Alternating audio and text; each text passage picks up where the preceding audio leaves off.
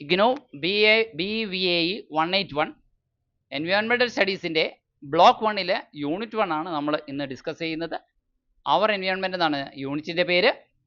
Introduction to environment എന്നാണ് ആദ്യത്തെ പഠന ടോപ്പിക്ക്. 17 പഠന ടോപ്പിക്കുകൾ ഈ ചാപ്റ്ററിൽ, ഈ യൂണിറ്റിലുണ്ട്. ഈ യൂണിറ്റ് നമുക്ക് അതിവേഗത്തിൽ നിന്ന് കടന്നു പോകാം. എന്താണ് എൻവയോൺമെൻറ്റ് എന്ന് ആദ്യം ഡിസ്കസ് ചെയ്യുന്നു. Everything that surround us and influence our life. നമ്മളെ ചുറ്റിപ്പറ്റി നിൽക്കുന്ന, നമ്മുടെ ജീവിതത്തെ സ്വാധീനിക്കുന്ന എല്ലാം പരിസ്ഥിതിയാണ്.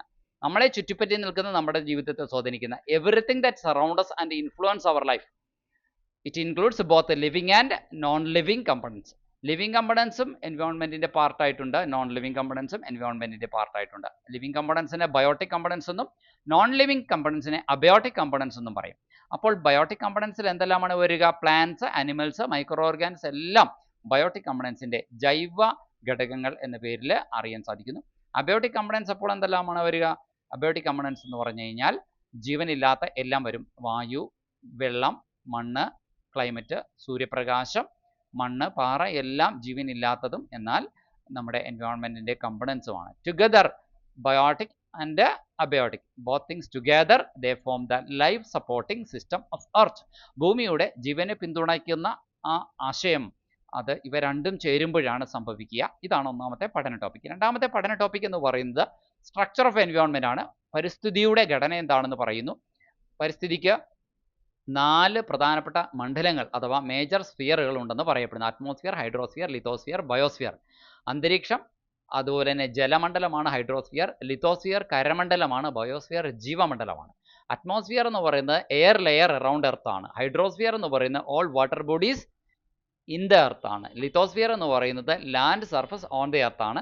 ബയോസ്ഫിയർ എന്ന് പറയുന്നത് it is a zone where life exist. അത് അന്തരീക്ഷത്തിലും ജീവനുണ്ട്, കരയിലും വെള്ളത്തിലൊക്കെ ജീവനുണ്ട്. ഇതെല്ലാം ഇടത്തുമായിട്ടാണ് ബയോസ്ഫിയർ സ്പ്രെഡായി കിടക്കുന്നത്. These spheres interact to support our life. നമ്മുടെ ജീവനെ പിന്തുണയ്ക്കുന്നത് ഈ സ്ഫിയറുകളാണ്. 2 മിനിറ്റ് കൊണ്ട് നമ്മൾ 2 സ്റ്റഡി ടോപ്പിക്കുകൾ പറഞ്ഞു. 17 സ്റ്റഡി ടോപ്പിക്കുകളാണ് ഈ ചാപ്റ്ററിലുള്ളത്. So internal and external environment എന്താണെന്ന് പറയാം. നമ്മളൊരു മത്സ്യം ഒരു കുളത്തിൽ കിടക്കുന്നതായി സങ്കല്പിക്കുമ്പോൾ മത്സ്യത്തെ സംബന്ധിച്ച് മത്സ്യത്തിൻ്റെ കണ്ണിലൂടെ നോക്കുമ്പോൾ അതിൻ്റെ ശരീരത്തിൻ്റെ ഉൾഭാഗത്ത് ഒരു എൻവയോൺമെൻറ്റ് ഉണ്ട്. അത് അതിൻ്റെ ഇൻറ്റേർണൽ എൻവയോൺമെൻറ്റ് എന്ന് പറയും. മത്സ്യം കിടക്കുന്ന കുളം, കുളത്തിലെ പായൽ, അവിടുത്തെ മറ്റ് വലിയ മത്സ്യങ്ങൾ, ചെറിയ മത്സ്യങ്ങൾ, സൂക്ഷ്മ പ്രാണികൾ, ഇവയൊക്കെ അതിൻ്റെ എക്സ്റ്റേണൽ എൻവയോൺമെൻറ്റ് ആണ് വരിക. So every organism exist in 2 types of environments. Internal എൻവയോൺമെൻറ്റും എക്സ്റ്റേണൽ എൻവയോൺമെൻറ്റും എല്ലാത്തിനും ഉണ്ടെന്ന് അർത്ഥം. നമ്മൾ മനുഷ്യർക്ക് നമ്മുടെ ചുറ്റുവട്ടത്തുള്ള എല്ലാം നമ്മുടെ എക്സ്റ്റേണൽ എൻവയോൺമെൻറ്റ് ഭാഗമാണ്. നമ്മുടെ ശരീരത്തിനകത്തുള്ള ആന്തരാവയവങ്ങൾ, കുടൽ, അതിനകത്തുള്ള ബാക്ടീരിയകൾ, ഇതൊക്കെ നമ്മുടെ ഇൻറ്റേർണൽ എൻവയോൺമെൻറ്റ് ഭാഗമാണ്. So internal environment exist inside the organism which includes body fluids, cells and organs. And external environment means the environment, the part of the environment which exists outside the organism. ജീവിയുടെ ശരീരത്തിന് വെളിയിലുള്ള ഭാഗമാണ്. which includes air, water, land and living organisms. നമ്മുടെ സർവൈവലിന് എപ്പോഴും നമുക്ക് ഈ internal എൻവയോൺമെൻറ്റും external എൻവയോൺമെൻറ്റും തമ്മിൽ ഒരു ബാലൻസ് മെയിൻറ്റെയിൻ ചെയ്യേണ്ടത് ആവശ്യമാണ്. നമ്മുടെ ശരീരത്തിൻ്റെ ആ അവസ്ഥയ്ക്ക് അനുസരിച്ച് ഉള്ള ഒരു ടെമ്പറേച്ചറിൽ മാത്രമാണ് നമുക്ക് ജീവിക്കാൻ സാധിക്കുകയുള്ളൂ. അതിനനുസരിച്ചുള്ള ഒരു ക്ലൈമറ്റിൽ മാത്രമാണ് നമുക്ക് ജീവിക്കാൻ സാധിക്കുകയുള്ളൂ. അപ്പോൾ ഇത് ഒരു തരത്തിലും പൊരുത്തപ്പെടാത്ത, ബാലൻസ് ചെയ്യാത്ത സാഹചര്യത്തിൽ നമ്മളെ കൊണ്ടിട്ടാൽ നമ്മുടെ സർവൈവൽ അവിടെ ഉണ്ടാവില്ല എന്നർത്ഥം. സോ 4th സ്റ്റഡി ടോപ്പിക് എന്ന് പറയുന്നത് ടൈപ്സ് ഓഫ് എൻവയോൺമെൻറ്റ് ആണ്. The environment is classified based on its origin and human involvement. എൻവയോൺമെൻറ്റിനെ നമ്മൾ ക്ലാസിഫൈ ചെയ്യുന്നത് അതിൻ്റെ ഒറിജിൻ അനുസരിച്ച്, അതിൻ്റെ ഹ്യൂമൻ ഇൻവോൾവ്മെൻറ്റ് അനുസരിച്ചാണ്. പരിസ്ഥിതി എങ്ങനെ ഉണ്ടായി എന്നുള്ളതനുസരിച്ച് നാച്ചുറൽ എൻവയോൺമെൻറ്റ് എന്നും അല്ല ഹ്യൂമൻ ബിൽറ്റ് എൻവയോൺമെൻറ്റ് എന്നൊക്കെ നമുക്ക് പറയാം. അതിനകത്തുള്ള മനുഷ്യൻ്റെ ഇടപെടലും അതിനകത്ത് പ്രധാനമാണ്. നാച്ചുറൽ എൻവയോൺമെൻറ്റ് എന്ന് പറയുന്നത് ക്രിയേറ്റഡ് ബൈ നേച്ചറാണ്, പ്രകൃതി ഉണ്ടാക്കിയതാണ്, മാൻമെയ്ഡ് അല്ല എന്നർത്ഥം. ഇനി നേച്ചർ ഉണ്ടാക്കിയ എൻവയോൺമെൻ്റ് ആയിരുന്നു. ഇവിടുത്തെ കാടും മലയും പുഴയും കടലും എല്ലാം നാച്ചുറൽ എൻവയോൺമെൻറ്റിൻ്റെ പാർട്ടാണെന്നർത്ഥം. So forest, rivers, mountains are examples of natural environment. Human built environment എന്ന് പറയുമ്പോൾ കംപ്ലീറ്റ്ലി ക്രിയേറ്റഡ് ബൈ ഹ്യൂമൻസ് ആണ്. എക്സാമ്പിളായിട്ട് buildings, roads, cities, dams, whatever human beings made or constructed are human built environment, part of human built environment. And human modified environment ആണ് yet another third category എന്ന് പറയുന്നത്. ഈ 3 ടെക്സ്റ്റിൽ ചിത്രങ്ങൾ സഹിതമായിട്ട് 10ാം പേജിൽ കൊടുത്തിട്ടുണ്ട്. ഇതിനകത്ത് പറയുന്നത് natural environment altered by human beings ആണ് ഹ്യൂമൻ മോഡിഫൈഡ് എന്ന് പറയുന്നത്. ഇപ്പോൾ വയൽ മനുഷ്യൻ ഓൾട്ടർ ചെയ്തിട്ടാണ് വയലാക്കുന്നത്. പ്ലാന്റേഷൻസ് ഒക്കെ അങ്ങനെ ഉണ്ടാക്കുന്നത്. അഗ്രികൾച്ചറൽ ലാൻഡ്, ഡാംസ് ഇതൊക്കെ ഹ്യൂമൻ ഓൾട്ടേർഡ് ആണ്. രണ്ട് മല അപ്പുറത്ത് നിൽക്കണം, അതിൻ്റെ ഇടയ്ക്ക് ഒരു തടസ്സം സൃഷ്ടിച്ചുകൊണ്ട് മലയിലെ വെള്ളത്തെ തടഞ്ഞു നിർത്തിക്കൊണ്ട് ഡാം ഉണ്ടാക്കുന്നു. എന്നിട്ട് ഉയരത്തിൽ നിന്ന് വെള്ളത്തെ താഴേക്ക് ഒഴുക്കി വിട്ടിട്ട് വൈദ്യുതി ഉണ്ടാക്കുന്നു. ഇതൊക്കെ ഡാമുകളുണ്ട്, അല്ലെങ്കിൽ ഇറിഗേഷന് ആ ഡാം ഉപയോഗപ്പെടുത്തുന്നു. ഇതൊക്കെ ഹ്യൂമൻ അവൻ്റെ കൺവീനിയൻസിന് വേണ്ടി മോഡിഫൈ ചെയ്ത എൻവയോൺമെൻറ്റ് പാർട്ടാണ്. നൗ സോഷ്യൽ എൻവയോൺമെൻറ്റ് കൂടി പറയണം. മനുഷ്യൻ സാമൂഹ്യ ജീവിയാണല്ലോ. മനുഷ്യന് തേനീച്ചകൾ, ഉറുമ്പുകളൊക്കെ സാമൂഹ്യ ജീവികളാണ്. അവർക്കൊക്കെ സമൂഹമായിട്ട് കൂട്ടമായിട്ട് ജീവിക്കാനേ പറ്റൂ. സോ ഹ്യൂമൻ റിലേഷൻഷിപ്സ് പ്രധാനമാണ്. അപ്പോൾ കൂട്ടമായി ജീവിക്കുമ്പോൾ അവർക്ക് ആചാരം, കല, ഭാഷ, കൾച്ചർ, നൃത്തം ഒക്കെ ഉണ്ടാകും. ഇതൊക്കെ കൾച്ചറിൻ്റെ ഭാഗമാണ്. സോഷ്യൽ എൻവയോൺമെൻറ്റിൻ്റെ ഭാഗമാണ് കൾച്ചർ. ഇപ്പോൾ MCQ പോലുള്ള വൺ വേർഡ് ക്വസ്റ്റ്യൻസ് ചോദിക്കാം. അപ്പോൾ സോഷ്യൽ എൻവയോൺമെൻറ്റിൻ്റെ പാർട്ട് ഏതാണെന്ന് ചോദിക്കുമ്പോൾ human relationship, culture, social institutions ഒക്കെ ഉൾപ്പെടുത്തി പറയേണ്ടി വരും. അപ്പം ചോയ്സ് എടുക്കുമ്പോൾ മൾട്ടിപ്പിൾ ചോയ്സ് ഓപ്ഷൻസ് നോക്കുമ്പോൾ ഇതൊക്കെ ഉണ്ടോ എന്ന് ശ്രദ്ധിച്ച് നോക്കണം. അപ്പോൾ ഈ social environment shows increasing human influence on nature. നമ്മൾ 5th സ്റ്റഡി ടോപ്പിക്കിൽ കടക്കുവാണ്. ലെവൽസ് ഓഫ് എൻവയോൺമെൻ്റ് ആണ്. എൻവയോൺമെൻറ്റിൻ്റെ ലെവൽസ് എന്താണ്? എൻവയോൺമെൻറ്റിൻ്റെ ലെവൽസ് നോക്കാം. നമ്മൾ individual level, population level, community level, ecosystem level, biosphere level. ചെറിയ ലെവലിൽ നിന്ന് വലിയ ലെവലിലേക്ക്, അതായത് ഇൻഡിവിജ്വൽ ലെവൽ ഏറ്റവും ചെറിയ ലെവലാണ്, മൈക്രോ ലെവലാണ്. സിംഗിൾ ഓർഗാനിസത്തിൻ്റെ ഒരു ജീവിയുടെ കണ്ണിലുള്ള എൻവയോൺമെൻറ്റ്, പരിസ്ഥിതിയെക്കുറിച്ചാണ് പറയുന്നത്. പോപ്പുലേഷൻ ലെവൽ എന്ന് പറയുന്നത് ആ ജീവിയുടെ കൂട്ടത്തിലുള്ള സെയിം ഗ്രൂപ്പ് ഓഫ് ആനിമൽസിനെ കാഴ്ചപ്പാടിൽ നമ്മുടെ അതിൻ്റെ എൻവയോൺമെൻറ്റ് എങ്ങനെയാണെന്നുള്ളതാണ്. ദെൻ കമ്മ്യൂണിറ്റി ലെവൽ എന്ന് പറയുന്നത് അതിൻ്റെ കമ്മ്യൂണിറ്റി പലതരത്തിലുള്ള സ്പീഷീസ് ചേർന്ന ഒരു കമ്മ്യൂണിറ്റിയിലായിരിക്കും ജീവിക്കുക. സോ അതാണ് അവരുടെ കമ്മ്യൂണിറ്റിയുടെ ആംഗിളിൽ നോക്കുമ്പോൾ എൻവയോൺമെൻറ്റ് എങ്ങനെയാണെന്നുള്ളതാണ് നോക്കിക്കാണുന്നത്. ദെൻ വേറൊരു ലെവൽ എന്ന് പറയുന്നത് ഇക്കോസിസ്റ്റം ലെവലാണ്. ആ ജീവിക്കുന്ന എൻവയോൺമെൻറ്റിലുള്ള ഇൻറ്ററാക്ട് ചെയ്യുന്ന എല്ലാ ബയോട്ടിക്, അബയോട്ടിക് ആയിട്ടുള്ള എലമെൻറ്റ്സും കമ്മ്യൂണിറ്റിയിലുള്ള എല്ലാ ജീവികളും, വ്യത്യസ്ത ജീവികളും സസ്യങ്ങളും എല്ലാം പെടുന്നുണ്ട്. ബയോസ്ഫിയർ എന്ന് പറയുന്നത് എൻ്റയർ എർത്തിനെ തന്നെ കൺസിഡർ ചെയ്തിട്ടാണ് ജീവിക്കുന്നത്. ആ ജീവിക്കുന്ന ഇക്കോസിസ്റ്റം മാത്രമല്ല. ഇക്കോസിസ്റ്റം എന്താണെന്ന് നിങ്ങൾക്ക് അറിയാം അല്ലേ? ഇപ്പോൾ ഒരു ഫോറസ്റ്റ് ഒരു ഇക്കോസിസ്റ്റമാണ്, മരുഭൂമി വേറൊരു ഇക്കോസിസ്റ്റമാണ്, കടൽ മറ്റൊരു ഇക്കോസിസ്റ്റമാണ്, ഒരു പുഴ വേറൊരു ഇക്കോസിസ്റ്റമാണ്, ഒരു സാധാരണ കുളം പോലും, പോണ്ട് പോലും ഒരു ഇക്കോസിസ്റ്റത്തിൻ്റെ എക്സാമ്പിളാണ്. These levels show the expansion of environmental interactions. ഇനി ecosystem and it's components. Ecosystem അതിൻ്റെ കോമ്പണൻസിനെ കുറിച്ചാണ് പറയുന്നത്. An ecosystem is A system where living organisms interact with each other and with their physical surroundings. Living organisms അതിൻ്റെ പരസ്പരം ഇടപഴകുന്നതും അതിൻ്റെ physical സറൗണ്ടിങ്സും ആണ് ഇതുകൊണ്ട് ഉദ്ദേശിക്കുന്നത്. എന്തൊക്കെയാണ് ഫിസിക്കൽ സറൗണ്ടിങ്സ്? കോമ്പണൻസ് എന്ന് പറയുന്നത് ബയോട്ടിക് കോമ്പണൻസ് ഉണ്ട്, അബയോട്ടിക് കോമ്പണൻസ് ഉണ്ട്. ബയോട്ടിക് കോമ്പണൻസ് എന്ന് പറയുന്നത് പ്രൊഡ്യൂസേഴ്സ്, കൺസ്യൂമേഴ്സ്, ഡീകമ്പോസേഴ്സ് എന്നിവയാണ്. അതിൻ്റെ ബയോട്ടിക് കോമ്പണൻസ് എന്ന് പറയുന്നത് ടൈപ്സ് ഓഫ് ഇക്കോസിസ്റ്റമാണ് അടുത്തായിട്ടുള്ളത്. ഇക്കോസിസ്റ്റത്തിൻ്റെ ടൈപ്സ് എന്ന് പറയുന്നത് നാച്ചുറൽ ഉണ്ട്, ആർട്ടിഫിഷ്യൽ ഉണ്ട്. എന്താണ് നാച്ചുറൽ ഇക്കോസിസ്റ്റത്തിൻ്റെ പാർട്ട് എന്ന് പറയുന്നത്? ഫോറസ്റ്റ്, ഓഷ്യൻ, ഇതൊക്കെ മാൻമെയ്ഡ് അല്ല അല്ലേ? ആർട്ടിഫിഷ്യൽ എന്ന് പറഞ്ഞാൽ ഗാർഡൻ, അക്വേറിയം, ഡാം, ഇതൊക്കെ ഡാം ഇക്കോസിസ്റ്റം എന്ന് പറയാൻ സാധിക്കില്ല. എങ്കിലും ഗാർഡൻ, അക്വേറിയം, ഹ്യൂമൻ മെയ്ഡ് ആയിട്ടുള്ള ഒരു സ്വിമ്മിംഗ് പൂള്, അല്ലെങ്കിൽ അങ്ങനത്തെ ഒരു ആർട്ടിഫിഷ്യൽ ലേക്ക്, ഇതൊക്കെ എന്താണ്? ഇക്കോസിസ്റ്റത്തിൻ്റെ പാർട്ടാണ്, പക്ഷേ ആർട്ടിഫിഷ്യലാണ്. ഇനി എനർജി ഫ്ലോയെ കുറിച്ച് നമുക്ക് പഠിക്കേണ്ടി വരും ഈ യൂണിറ്റിൽ. അതാണ് നമ്മുടെ 7th സ്റ്റഡി ടോപ്പിക് എന്ന് പറയുന്നത്, എനർജി ഫ്ലോ ആണ്. എന്താണ് എനർജി ഫ്ലോ എന്ന് പറയുന്നത്? ഫുഡ് ചെയിനും അതിൻ്റെ ഫുഡ് വെബും അങ്ങനെയുള്ള കാര്യങ്ങളൊക്കെയാണ് ഇതിനകത്ത് വരുന്നത് കേട്ടോ. അപ്പം അത് ഒരു ടോപ്പിക് ഓഫ് സ്റ്റഡിയാണ് നമുക്ക് മെയിനായിട്ട്. എന്താണ് ഫുഡ് ചെയിൻ എന്ന് ആദ്യം നോക്കാം. ലീനിയർ ട്രാൻസ്ഫർ ഓഫ് എനർജി ആണ്. ഊർജ്ജത്തിൻ്റെ ഒരു നേർരേഖയിലുള്ള കൈമാറ്റ ക്രമമാണ് ഫുഡ് ചെയിൻ എന്ന് പറയാം.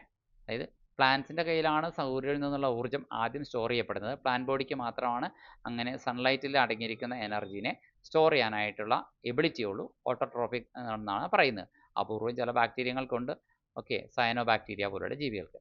ഇനി അപ്പോൾ പ്ലാന്റ് ബോഡിയിൽ അവർ സ്റ്റോർ ചെയ്യുന്ന എനർജി അത് സസ്യങ്ങളെ തിന്നുന്ന സസ്യബുക്കുകൾ, ഹെർബിവറസ് ആനിമൽസിന് കിട്ടുന്നു. അവയുടെ ബോഡിയിൽ നിന്ന് അത് മാംസബുക്കുകളായ കാർണിവറസ് ആനിമൽസിൻ്റെ ബോഡിയിലേക്ക് കടക്കുന്നു. ഇത് എനർജിയുടെ ട്രാൻസ്ഫർ ഇങ്ങനെ ഒരു നേർരാഘാത സഞ്ചാരം നടത്തുന്നതാണ്. അതിനെക്കുറിച്ചാണ് ലീനിയർ ട്രാൻസ്ഫർ ഓഫ് എനർജി എന്ന് പറയുന്നത്.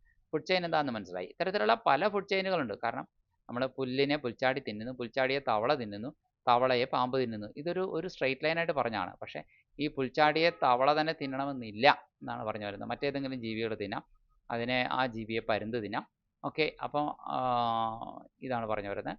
കാർണിവറസ് ആനിമൽസിലേക്കോ അല്ലെങ്കിൽ ഫൈനൽ കൺസ്യൂമറിലേക്കോ എത്തുന്നതിന് പല വെബുകളുണ്ടാവും. പല ചെയിനുകൾ കണക്ട് ചെയ്തുകൊണ്ട് അവസാനം നമുക്കൊരു ജാലിക ഉണ്ടാക്കാൻ, ഒരു അതിനെയാണ് ഫുഡ് വെബ് എന്ന് പറയുന്നത്. അപ്പോൾ network of Inter connected food chains ആണ്. പല ഫുഡ് ചെയിനുകൾ ഇന്റർ കണക്ട് ചെയ്ത് കഴിയുമ്പോൾ നമുക്ക് കിട്ടുന്ന നെറ്റ്വർക്കിനെയാണ് ജാലികയാണ് ഭക്ഷ്യശൃംഖല ജാലിക എന്ന് പറയുന്നത്. ഭക്ഷ്യശൃംഖല എന്ന് പറഞ്ഞാൽ ഫുഡ് ചെയിനാണ്. ഇനി നമുക്ക് 3 ട്രോഫിക് ലെവലുകളെ കുറിച്ച് കൂടി ഈ ചാപ്റ്ററിൽ പറഞ്ഞു പോകേണ്ടതുണ്ട്. പ്രൊഡ്യൂസേഴ്സ്, ഹെർബിവറസ്, കാർണിവറസ് എന്നിങ്ങനെ 3 ട്രോഫിക് ലെവലുകളുണ്ട്. പ്രൊഡ്യൂസേഴ്സ് എന്ന് വെച്ച് കഴിഞ്ഞാൽ ഒന്നാം തലമാണ്. സൂര്യനിൽ നിന്നുള്ള എനർജി ആദ്യം സൂര്യനിൽ നിന്നുള്ള ഇത് സ്റ്റോർ ചെയ്യുന്നത് പ്രൊഡ്യൂസേഴ്സ് ആണ്. അതുകൊണ്ട് എനർജിയിൽ വലിയ ലോസ് ഇല്ലാതെ സ്റ്റോർ ചെയ്യാൻ ചെടികൾക്കാണ് കഴിയുന്നത്. ഫസ്റ്റ് ട്രോഫിക് ലെവലിലുള്ള ആൾക്കാർ പ്രൊഡ്യൂസേഴ്സ് ആയിട്ടുള്ള ഗ്രീൻ പ്ലാന്റ്സ് ആണ്. അവർക്ക് മാത്രമാണ് എനർജിയിൽ വലിയ എനർജി ട്രാൻസ്ഫറിൻ്റെ ഇടയിൽ എനർജി ലോസ് സംഭവിക്കുന്നുണ്ട്. വലിയ ലോസ് സംഭവിക്കാതെ സ്റ്റോർ ചെയ്യാൻ കഴിയുന്നത് ഗ്രീൻ പ്ലാന്റ്സ് ആണ്. അവരുടെ കയ്യിൽ നിന്ന് പിന്നീട് അടുത്ത ഹെർബിവറസിലേക്ക് സസ്യബുക്കുകളിലേക്ക് ശരീരത്തിലേക്ക് എത്തുമ്പോൾ കുറച്ചും കൂടി എനർജി ഓരോ ട്രാൻസ്ഫറിൻ്റെ ഇടയിലും ലോസായി പോകുന്നുണ്ട്. സോ സെക്കൻഡ് ട്രോഫിക് ലെവൽ ആകുമ്പോൾ കുറച്ചും കൂടി സണ്ണിലെ ആ ഒറിജിനൽ എനർജി നഷ്ടപ്പെട്ടിട്ടാണ് ഹെർബിവറസിന് കിട്ടുക.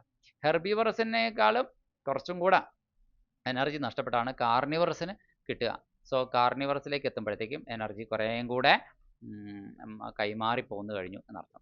So energy ultimately comes from the sun. Ultimate ആയിട്ട് എന്ത് ചെയ്യുന്നുണ്ട്, എനർജി വരുന്നത് സൂര്യനിൽ നിന്നാണ്. So interaction between biotic and abiotic. നമ്മൾ ബയോട്ടിക്കും ആബിയോട്ടിക്കും തമ്മിലുള്ള ഒരു ഇൻ്ററാക്ഷൻ ഉണ്ട്. എന്താണ് ഇൻ്ററാക്ഷൻ എന്ന് നോക്കാം.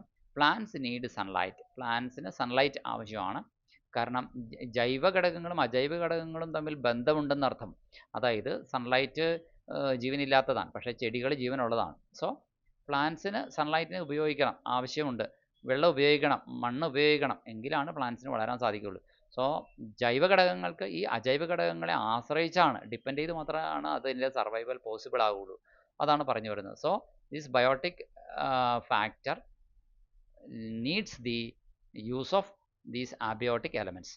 അതാണ് പറഞ്ഞു വരുന്നത്. Animals depend on plants. Animals പ്ലാന്റ്സിനെ ആശ്രയിച്ചാണ് അവരുടെ ജീവിതം മുന്നോട്ട് കൊണ്ടുപോകുന്നത് പലപ്പോഴും. സോ ഇത് അനിമലും ബയോട്ടിക് എലമെൻറ്റിൻ്റെ പാർട്ടാണ്, പ്ലാന്റ്സും ബയോട്ടിക് എലമെൻറ്റിൻ്റെ പാർട്ടാണ്. സോ ഇവ തമ്മിലും ഒരു ഡിപ്പെൻഡൻസ് ഉണ്ട്. In decomposers recycle nutrients. ഇനി ഡീകമ്പോസേഴ്സ് ആണ് ഈ ആനിമൽസിൻ്റെ ഡെഡ് ബോഡി ആണെങ്കിലും പ്ലാന്റ്സിൻ്റെ ഡെഡ് ബോഡി ആണെങ്കിലും റീസൈക്കിൾ ചെയ്ത് ന്യൂട്രിയൻസ് ആയിട്ട് സ്പ്ലിറ്റ് ചെയ്തിട്ട് മണ്ണിലേക്ക് ചേർക്കുന്നത്. സോ ഡീകമ്പോസേഴ്സും ഇതിൻ്റെ ഭാഗമായിട്ട് ഇൻട്രാക്ട് ചെയ്യുന്നുണ്ട് ഇവരൊക്കെ ആയിട്ട്. So this interaction maintains ecological balance. Okay, ഈ ഇൻട്രാക്ഷൻ ആണ് ഈ ഇക്കോളജിയുടെ ബാലൻസ്, പരിസ്ഥിതിയുടെ ബാലൻസ് മെയിൻറ്റെയിൻ ചെയ്യുന്നത്. 9th സ്റ്റഡി ടോപ്പിക്ക് നമ്മൾ ഓരോ മിനിറ്റിൽ ഓരോ സ്റ്റഡി ടോപ്പിക് കവർ ചെയ്യണമെന്നാണ് വിചാരിച്ചത്. പക്ഷേ ഇപ്പോൾ 12 മിനിറ്റായി. നമ്മൾ 9ാമത്തെ സ്റ്റഡി ടോപ്പിക്കിലാണ്. നമുക്ക് നോക്കാം. നാച്ചുറൽ റിസോഴ്സസ് എന്താണെന്ന് നോക്കാം. Natural resources are materials obtained from nature for human use. നേച്ചറിൽ നിന്ന് കിട്ടുന്ന മെറ്റീരിയൽസ് ആണ് നാച്ചുറൽ റിസോഴ്സസ്. അതിൽ റിന്യൂവബിളും ഉണ്ട്, നോൺ റിന്യൂവബിളും ഉണ്ട്. റിന്യൂവബിൾ എന്ന് പറഞ്ഞാൽ പിന്നെയും എത്ര ഉപയോഗിച്ചാലും തീരാതെ പ്രകൃതി പിന്നെയും അതിൽ പുനഃസ്ഥാപിക്കുന്ന, റീപ്ലനിഷ് ചെയ്യുന്ന, നാച്ചുറലായിട്ട് തന്നെ റീപ്ലനിഷ് ചെയ്യുന്ന സാധനങ്ങൾ. സൂര്യപ്രകാശം നമ്മൾ എത്ര ഉപയോഗിച്ചാലും നാച്ചുറലായിട്ട് തന്നെ റീപ്ലനിഷ് ചെയ്യും. ജലവും അങ്ങനെ തന്നെയാണ്. വീണ്ടും മഴയിലൂടെ വെള്ളം ലഭിച്ചുകൊണ്ടിരിക്കും. ഇനി നോൺ റിന്യൂവബിൾ ആയിട്ടുള്ള റിസോഴ്സസ് ഉണ്ട്. അവയുടെ ക്വാണ്ടിറ്റി വളരെ ലിമിറ്റഡ് ആണ്. കൽക്കരി, പെട്രോളിയം തുടങ്ങിയവയൊക്കെ ഫോസിൽ ഫ്യൂവൽസ് ആണ്. അത് ഒരിക്കൽ ഉപയോഗിച്ച് തീർന്നാൽ പെർമനൻ്റ് ആയിട്ട് അത് എക്സോസ്റ്റഡ് ആയി അത് പിന്നെ നമുക്ക് കിട്ടില്ല. അതാണ് പറഞ്ഞു വരുന്നത്.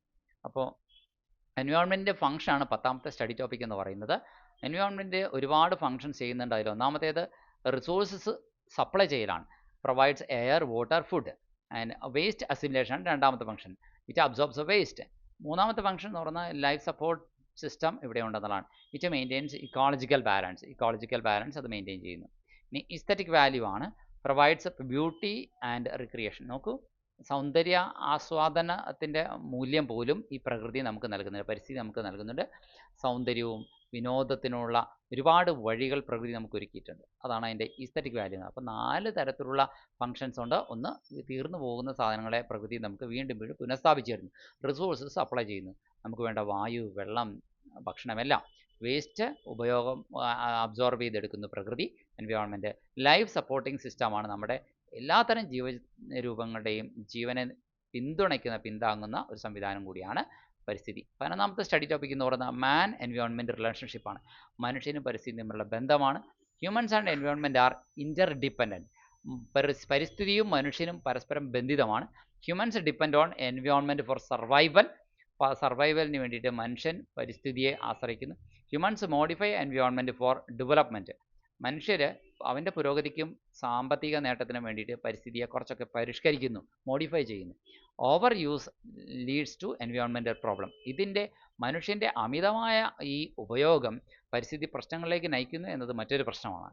ഈ ബന്ധം നമ്മൾ പരിസ്ഥിതിയും മനുഷ്യനും തമ്മിലുള്ള ബന്ധം ബാലൻസ് ചെയ്ത് കൊണ്ടുപോകേണ്ടത് മനുഷ്യൻ്റെ ഉത്തരവാദിത്തമാണ്. 12ാമത്തെ സ്റ്റഡി ടോപ്പിക് ചാപ്റ്ററിലുള്ളത്, ഈ യൂണിറ്റിലുള്ളത് ഹ്യൂമൻ റോൾ ഇൻ എൻവയോൺമെൻ്റ് ആണ്. മനുഷ്യനിൽ എൻവയോൺമെൻറ്റിൽ എന്തെങ്കിലും മനുഷ്യൻ്റെ റോളുണ്ടോ, അത് നിലനിർത്തുന്നതിലും നശിപ്പിക്കുന്നതിലും മനുഷ്യന് റോളുണ്ടോ? തീർച്ചയായിട്ടും ഉണ്ട്. മനുഷ്യൻ്റെ ഒരു ഡ്യുവൽ റോൾ എന്ന് പറയുന്നത്, ഒരു വശത്ത് നോക്കുമ്പോൾ അവൻ ഡിസ്ട്രോയറാണ്, വേറൊരു വശത്ത് നോക്കുമ്പോൾ അവൻ പ്രൊട്ടക്ടറാണ്. പ്രൊട്ടക്ടറാണെന്ന് പറഞ്ഞാൽ അവൻ സംരക്ഷിക്കാൻ ശ്രമിക്കുന്നുണ്ട്, കൺസർവേഷൻ അവൻ പ്ലാൻ ചെയ്യുന്നുണ്ട്, പ്രകൃതി വിഭവങ്ങളുടെ സസ്റ്റൈനബിൾ യൂസ്, ഈ എൻവയോൺമെൻറ്റിൻ്റെ സസ്റ്റൈനബിൾ യൂസ് അവൻ പ്ലാൻ ചെയ്യുന്നുണ്ട്. അതിന് വേണ്ടിയിട്ട് അന്താരാഷ്ട്ര മീറ്റിങ്ങുകളും പദ്ധതികളും നയങ്ങളും ഒക്കെ അവൻ ഉണ്ടാക്കി, നയരൂപരേഖകളൊക്കെ ഉണ്ടാക്കുന്നുണ്ട്. പക്ഷേ മറുവശത്ത് ഇന്ന് അവൻ്റെ റെക്ലെസ് ആയിട്ടുള്ള എൻവയോൺമെൻറ്റൽ ഉപയോഗം കൊണ്ട് അല്ലെങ്കിൽ റിസോഴ്സ് യൂസ് കൊണ്ട് എൻവയോൺമെൻറ്റൽ പൊല്യൂഷൻ ഉണ്ടാക്കുന്നുണ്ട്. കാർബൺ വേസ്റ്റേജിൻ്റെ ഡംപിങ് അല്ലെങ്കിൽ ഡിഫോറസ്ട്രേഷൻ, അങ്ങനെ ഒരുപാട് പ്രശ്നങ്ങൾ മനുഷ്യൻ്റെ ഇൻട്രാക്ഷൻ കൊണ്ട് അവൻ ഉണ്ടാക്കി വയ്ക്കുന്നുണ്ട്. 16ാമത്തെ മിനിറ്റിൽ നമ്മൾ പറയുന്നത് 13ാമത്തെ പോയിൻ്റാണ്, ക്യാരിയിങ് കപ്പാസിറ്റിയാണ്. എന്താണ് carrying capacity? It is the maximum population and environment can support. ഒരു എൻവയോൺമെൻറ്റിന് സപ്പോർട്ട് ചെയ്യാൻ കഴിയുന്ന മാക്സിമം പോപ്പുലേഷനെയാണ്. ആ പോപ്പുലേഷൻ്റെ അപ്പുറത്തേക്ക് സപ്പോർട്ട് ചെയ്യണമെന്ന് ആഗ്രഹിച്ചാൽ പോലും അത് പോസിബിൾ അല്ല. Exceeding it will lead to resource depletion. അതിൻ്റെ അപ്പുറത്തേക്ക് എക്സീഡ് ചെയ്ത് കഴിഞ്ഞാൽ റിസോഴ്സ് ഡിപ്ലീഷന് കാരണമാകും. So environmental degradation is another topic, 14th ടോപ്പിക്കാണ്. എൻവയോൺമെൻറ്റ് അപജയം, പരിസ്ഥിതിയുടെ അപജയം എന്ന് പറഞ്ഞു കഴിഞ്ഞാൽ ഡിറ്റീരിയറേഷൻ ഓഫ് എൻവയോൺമെൻറ്റ് ക്വാളിറ്റി. എൻവയോൺമെൻറ്റിൻ്റെ ക്വാളിറ്റി നശിച്ചു പോകുന്നതിനെയാണ് എൻവയോൺമെൻറ്റൽ ഡിഗ്രഡേഷൻ എന്ന് പറയുന്നത്. അത് പൊല്യൂഷൻ കൊണ്ട്, വനനശീകരണം, ഡിഫോറസ്ട്രേഷൻ കൊണ്ട്, ഇൻഡസ്ട്രിയലൈസേഷൻ കൊണ്ട്, ഓവർ പോപ്പുലേഷൻ കൊണ്ട് ഒക്കെ സംഭവിക്കാം. 15th ടോപ്പിക് എന്ന് പറയുന്നത് മേജർ എൻവയോൺമെൻറ്റൽ പ്രോബ്ലംസ് ആണ്. എയർ, വാട്ടർ, സോയിൽ, ഇതിനൊക്കെ നമ്മൾ പൊല്യൂട്ട് ചെയ്യുന്നുണ്ട്. ക്ലൈമറ്റിൻ്റെ ചേഞ്ച് ഇപ്പോൾ മനുഷ്യൻ ഉണ്ടാക്കിയിട്ടുണ്ട്. ബയോഡൈവേഴ്സിറ്റി നമുക്ക് ലോസ് ആകുന്നു. 16th പോയിന്റ് ഈ ചാപ്റ്റർ ഡീൽ ചെയ്യുന്നത്, ഈ യൂണിറ്റ് ഡീൽ ചെയ്യുന്നത് സസ്റ്റൈനബിൾ ഡെവലപ്മെൻറ്റിനെ കുറിച്ചാണ്. സസ്റ്റൈനബിൾ ഡെവലപ്മെൻറ്റ് എന്താണ്? അതായത് meeting the needs of the present generation without ഹാമിങ് ദ ഫ്യൂച്ചർ ജനറേഷൻസ്. ഇന്നത്തെ തലമുറയുടെ ആവശ്യങ്ങൾക്ക് വേണ്ടിയിട്ട് നമ്മൾ കിണഞ്ഞ് പരിശ്രമിക്കുമ്പോൾ, ഇന്നത്തെ കൽക്കരി ഉപയോഗിച്ച് തീർക്കുമ്പോൾ, ഇന്നത്തെ വായുവിനെ മലിനമാക്കുമ്പോൾ ഓർക്കുക, അടുത്ത തലമുറയ്ക്ക് അതുകൊണ്ട് ദോഷം ഉണ്ടാവരുത്. അടുത്ത തലമുറയ്ക്ക് ദോഷമില്ലാതെ ഇന്നത്തെ തലമുറയ്ക്ക് വേണ്ട റിസോഴ്സ് യൂസ് നടത്തുകയാണെങ്കിൽ ഓക്കെ, അത് സസ്റ്റൈനബിൾ ഡെവലപ്മെൻ്റ് ആണ്, അത്രേ ഉള്ളൂ.